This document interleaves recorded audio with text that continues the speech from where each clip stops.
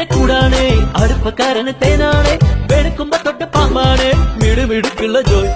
പണിക്ക് ചെന്നതിന് പിറ്റേന്ന് ഉടക്ക് വേലകൾ കാട്ടിയിട്ട് കണക്ക് തെറ്റിയ റോക്കറ്റായി തിരിച്ചു പോരണ ജോയ്. ഇവനെന്തിന് പോന്നോനാ, പല നമ്പരുമുള്ളോനാ, പണി എന്തിന് പോയാലും എടി കൊണ്ടുവരുന്നോനാ. വെള്ളം തളിക്കാനും വെള്ളം തടിക്കാനും വെള്ളം തടി